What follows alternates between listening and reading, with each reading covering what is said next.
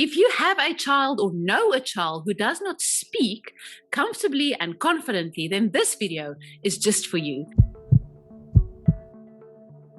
Thank you for watching. My name is Nanette. I studied to be a teacher years ago. I've been in the field of special needs and particularly autism for the past 15 years.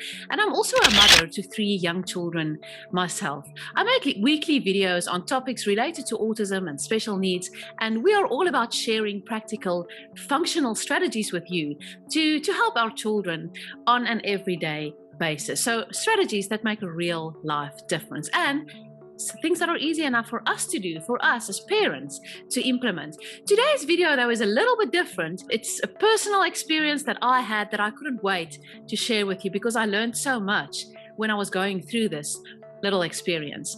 So in the field that I am, in the work that I do, and even with the children that I work with, communication is something that I think of often and almost all the time.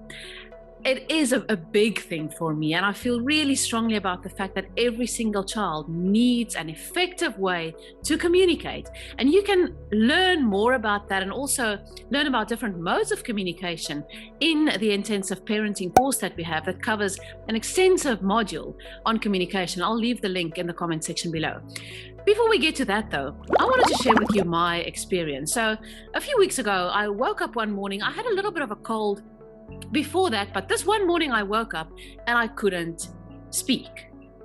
I could still try and form sounds and words with my mouth, but no sound really came out. I could do a little bit of a whisper, but we all know that that isn't sustainable. We can't go whispering throughout every day.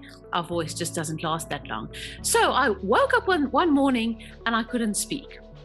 All of a sudden, I had to try and get my kids ready for school. I had to go through a day dealing with other parents, with friends, with people I met in the shops perhaps, take my kids to swimming lessons, interact and try to speak to other parents and people I know there, and I couldn't speak. And because I think of communication so often and different modes of communication, this was really, I don't want to say just an eye-opener, but a really necessary reminder for myself again. Because all of a sudden, I had to think of a different mode of communication that I am able to use now, a way that really works for me and a way that other people can understand. So I'll take you through one or two scenarios that I went through that it was one particular day that I was really struggling with this thought most of the day. And it went on, just to give you an idea, it went on for about a week where I couldn't get any sound out. I still had to do everything that I usually have to do every day, but I couldn't speak. So, for example, I was sitting at a sports practice of one of my kids, and they were doing their sports activities, and some other parents were sitting next to me. Now, usually, I know these parents well, and usually we would sit and talk and chat while the kids are practicing sports. Now, on this particular day, the parents would try to include me in the conversation. They, of course, knew that my voice was gone and I couldn't speak that day. They tried to include me. But how do you try and include someone in a conversation? You ask questions. Now, they would ask me a question, ask my opinion, ask me what I thought of something, and I couldn't answer.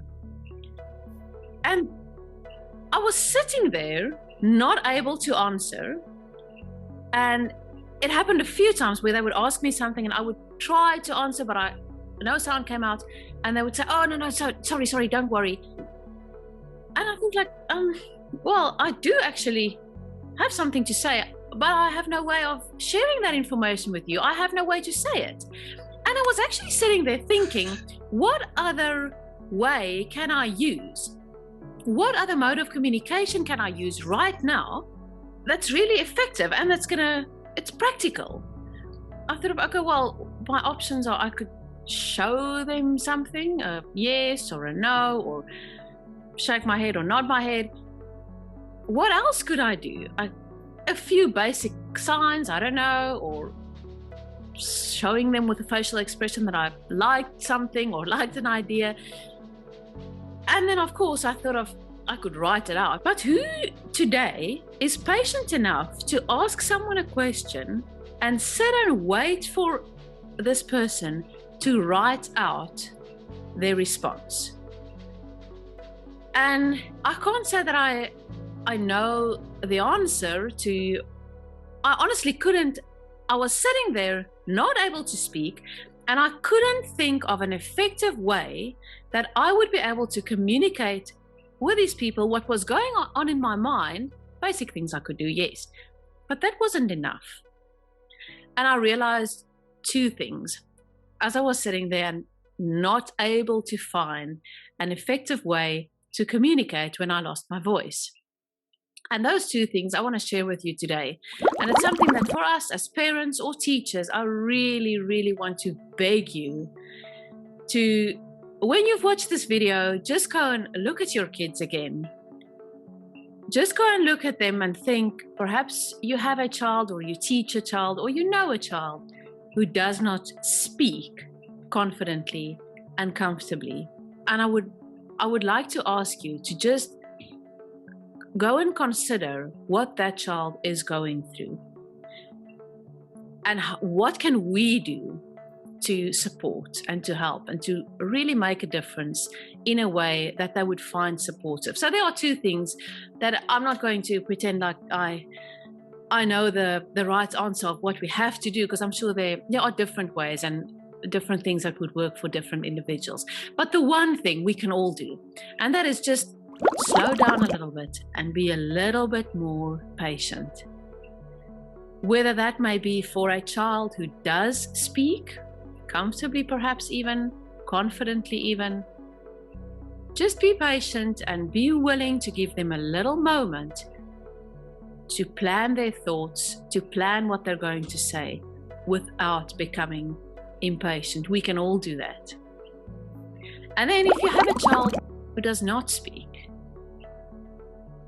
don't exclude a child like that. I'm saying child now, it can be anyone, a teenager, an adult. Don't exclude such an individual from a conversation because you don't want to put them in a difficult situation. It's not a nice feeling to sit there and think, I've got so much to say or to share, and the listener, supposed to be listener, is just not patient enough to give me that chance. So that's my first plea to every parent and teacher and individual out there, really. Let's just be a little bit more patient and encouraging, especially for our children who has a hard time with communication. And then the other one is, if it is something that you can do, if you're a parent, for example, or a teacher, please take the time and see if you can help a child to find an effective way to communicate. I'll also leave the link in the comment section below to our video on communication that shares some ideas with you.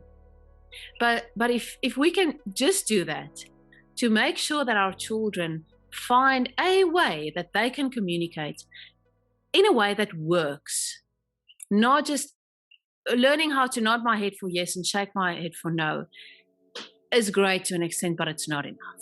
It really isn't. We need to help our children find a way to communicate what they are thinking. I'm not even only referring to I ask someone a question and they're able to answer. That's great already, but it's still not enough. If we can just do those things, just be a little bit more patient and help our children, support where we can to help them find a way of communicating that really works, find a way that really gives them the opportunity to share their thoughts, their ideas, their opinions, because there's so much to share. And even if you have a child who does speak, and a child who speaks confidently and comfortably in any scenario, it just happens. It just comes by itself. But if you've got a child, even if they are vocal, even if they can say some sounds and words, even phrases, if they don't use that mode of communication confidently and comfortably, if they're not comfortable using their vocal speech in different scenarios, then we need to support. We need to be a little bit more patient so that we give them the time to really think about what they want to share with us. And I don't have advice for you in this video today, but I really wanted to share this with you because I feel that this is something that all of us can do and we all can make a little difference. So thank you for listening.